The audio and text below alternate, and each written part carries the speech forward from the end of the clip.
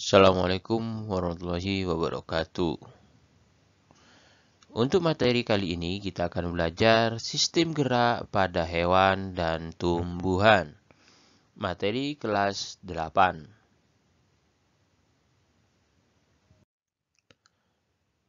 Sistem gerak pada hewan. Kecepatan gerak setiap jenis hewan berbeda-beda. Ada yang lambat, ada yang cepat. Hal ini terjadi karena beberapa faktor seperti bentuk tubuh, berat tubuh, bentuk kaki, dan habitat. Berdasarkan habitatnya, gerak pada hewan terbagi menjadi 3. Yang pertama, gerak hewan di air. Yang kedua, gerak hewan di udara. Yang ketiga, gerak hewan di darat. Yang kita bahas pertama kali adalah gerak hewan dalam air. Air memiliki gaya angkat lebih besar dibandingkan di udara. Untuk memudahkan bergerak di dalam air, hewan air yang kita wakili dengan ikan memiliki ciri-ciri sebagai berikut. 1. Bentuk tubuh yang hidrodinamis atau streamline untuk mengurangi hambatan saat bergerak. Yang kedua, memiliki ekor dan sirip yang lebar untuk mendorong tubuh ikan dalam air. Yang ketiga, memiliki sirip tambahan untuk mencegah gerakan yang tidak diinginkan. Yang keempat, memiliki gelembung renang yang dapat mengeluarkan gas dan berfungsi juga sebagai naik, turun, atau gerakan vertikal.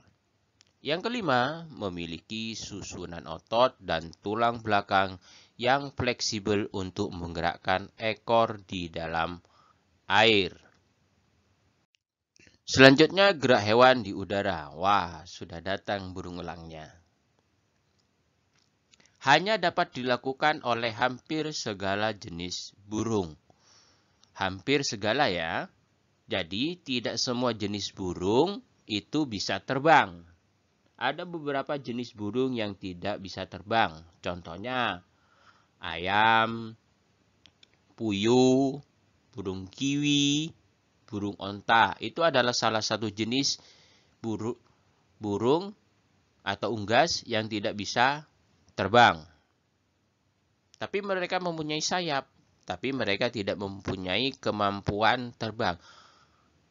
Walaupun bisa terbang hanya sebentar saja. Artinya bukan terbang seperti pada burung pada umumnya. Mereka hanya mengepakkan sayapnya, kemudian mendarat kembali. Lanjut, beberapa jenis hewan, misalnya burung, dapat terbang di udara dengan cara yang unik. Tubuh hewan-hewan tersebut memiliki gaya angkat yang besar untuk mengimbangi gaya gravitasi, seperti gambar burung di samping ya. Nah, mereka mengepakkan sayapnya. Ini termasuk burung penghisap madu.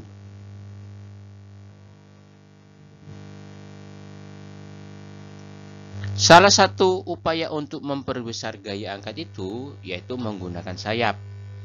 Burung terbang dengan cara mengepakkan sayap. Burung mengepakkan sayapnya dari atas ke bawah untuk menimbulkan gerakan mengangkat dan mendorong tubuhnya di udara.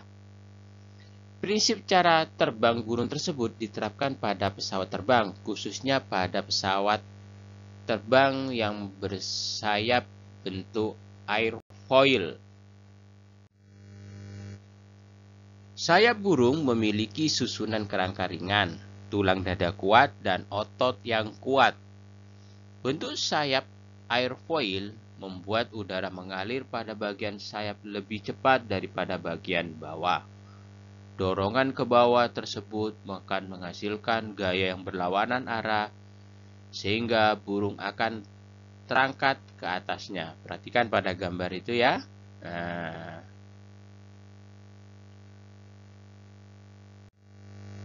lanjut pada gerak hewan di darat. Bergerak dengan berbagai cara, yaitu berjalan, berlari, melompat, dan merayap. Hewan darat memiliki otot dan tulang yang kuat. Otot dan tulang tersebut digunakan untuk mengatasi inersia atau kecenderungan tubuh untuk diam dan menyimpan energi pegas atau elastisitas, sehingga dapat melakukan berbagai aktivitas. Kecepatan gerak hewan di darat berbeda-beda karena dipengaruhi oleh struktur tulang dan otot yang dimiliki oleh hewan tersebut. Wah, ada kanguru. Wah, ada gajah. Kanguru dengan gajah memiliki cara yang bergerak yang berbeda-beda. Kanguru bergerak dengan cara melompat dikarenakan memiliki kaki belakang yang besar, kuat, dan elastis, sehingga kanguru mampu melompat sangat jauh sampai kurang lebih 8 meter. Kanguru mampu melompat dengan cepat sebab memiliki tubuh yang agak ramping, sedangkan gajah memiliki tubuh yang besar. Akibatnya, untuk bergerak, gajah harus melawan inersia yang nilainya juga besar, yaitu berat tubuhnya sendiri, sehingga menyebabkan gajah bergerak dengan lambat. Ya. Kita lanjutkan pada sistem gerak pada tumbuhan. Setiap makhluk hidup adalah mempunyai ciri bergerak. Tumbuhan termasuk makhluk hidup, berarti tumbuhan juga bergerak. Bergerak berasal dari arah datangnya rangsang, ya, bukan bergerak karena tertiup angin. Kalau gerak yang tertiup angin pada tumbuhan itu akibat adanya gaya dorong. Gaya dorong dari mana? Dari hembusan angin. Gerak pada tumbuhan dikelompokkan menjadi 3. Yang pertama, gerak autonom. Gerak yang terjadi akibat rangsang yang berasal dari dalam sel atau tubuh tumbuhan itu sendiri. Gerak endonom disebut juga dengan gerak spontan. Contohnya adalah gerak pertumbuhan dari bagian-bagian tumbuhan, seperti akar, batang, daun, dan pertumbuhan lainnya.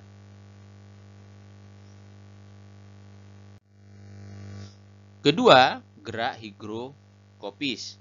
Gerak pecah atau membukanya kacang polong-polongan karena terjadinya perubahan kadar air di dalam sel secara tidak merata. Contohnya, membukanya kotak sporangium, tumbuhan paku, dan pecahnya buah polong-polongan yang kering. Perhatikan gambar. Nah, seperti itu ya.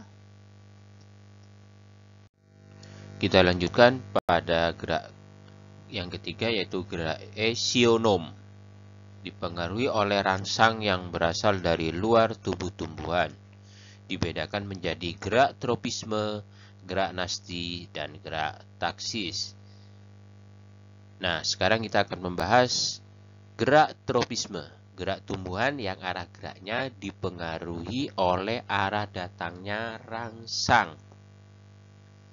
Gerak tumbuhan yang tropisme yang mendekati rangsang itu disebut dengan gerak tropisme positif.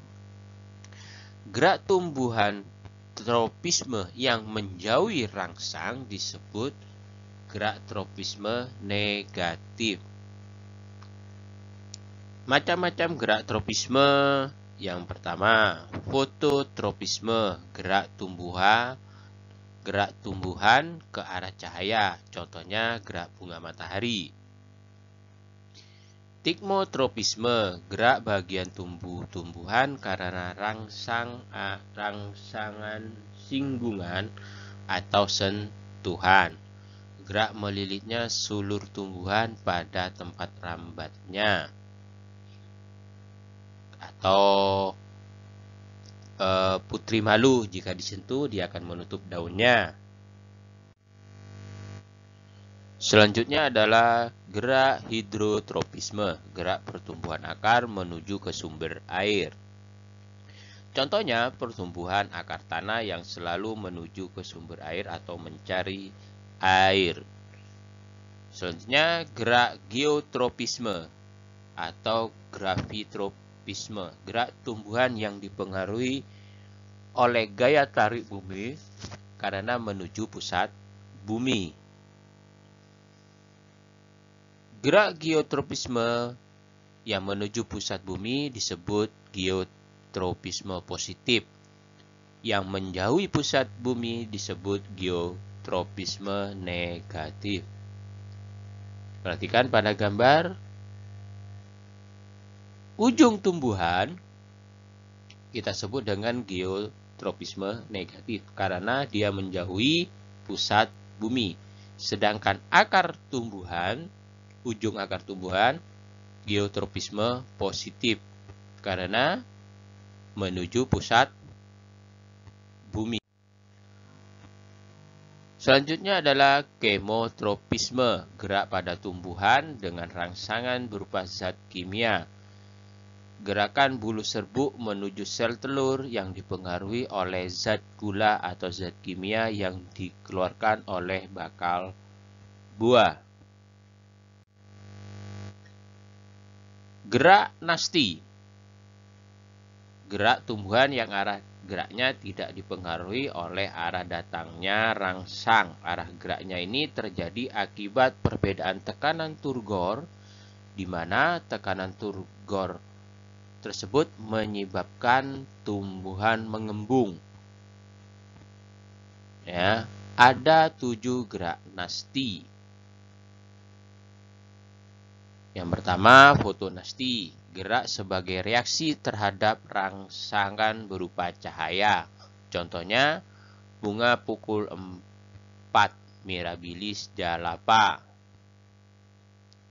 Seismonasti, gerak dengan rangsangan berupa sentuhan. Gerak menutupnya daun putri malu. Niktinasti, gerak tidur dari tumbuhan karena adanya rangsangan berupa gelap. Contohnya menutupnya daun pete Cina pada malam hari. Termonasti, gerak karena adanya rangsangan berupa suhu. Bunga tulip mekar jika suhu naik, menutup jika suhunya turun. Suhu sekitar maksudnya ya. Kemonasti, gerak ini terjadi akibat rangsangan zat kimia. Gerak membuka stomata pada siang hari akibat adanya karbon dioksida. Hidronasti, gerak yang terjadi akibat adanya rangsangan air. Daun alang-alang yang menggulung pada musim kemarau untuk mengurangi penguapan. Nasti kompleks, gerak yang terjadi akibat adanya beberapa rangsangan. Contohnya gerak membuka menutupnya stomata yang dipengaruhi oleh CO2, cahaya matahari, air, dan suhu. Selanjutnya adalah gerak taksis. Gerak taksis ini adalah gerak berpindah dari seluruh tubuh tumbuhan karena adanya rangsangan dari luar. Berdasarkan rangsangannya, taksis dapat dibedakan menjadi 2, yaitu fototaksis, gerak seluruh tubuh tumbuhan dengan rangsangan berupa cahaya. Contoh gerak euglena yang selalu mendekati cahaya.